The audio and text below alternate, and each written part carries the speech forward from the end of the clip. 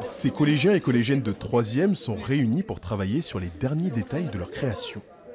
Thème imposé, l'utilisation néfaste des réseaux sociaux et le harcèlement. J'ai entendu plusieurs collègues parler d'une prime de Noël. Je ne l'ai pas reçue. Le groupe de Bastien, Angelo et Wilson finalisent le montage vidéo. Leur mini-fiction porte sur la discrimination à l'embauche. Nous allons devoir vous remplacer pendant vos congés maternité en plus. Donc nous ne pouvons pas vous donner une prime. On a voulu raconter que les inégalités au travail entre les femmes et les hommes, c'est pas bien déjà.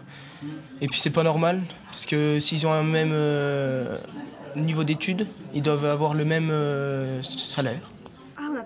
Pour Célia et ses camarades, il est l'heure de revenir sur le micro-trottoir réalisé sur les commentaires obscènes de photos publiées sur les comptes personnels.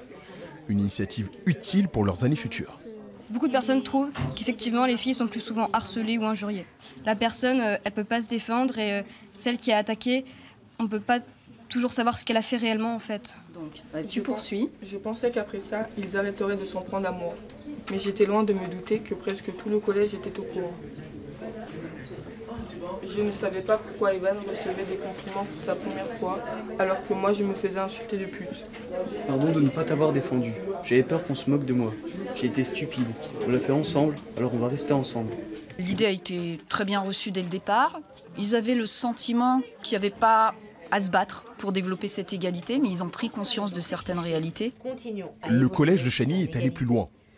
L'établissement a déboursé 1 300 € pour permettre aux élèves de présenter mi-janvier leur travail dans les locaux du secrétariat d'État chargé de l'égalité femmes-hommes. Une façon de les responsabiliser aux portes de l'âge adulte, avec ses nombreux droits et ses devoirs.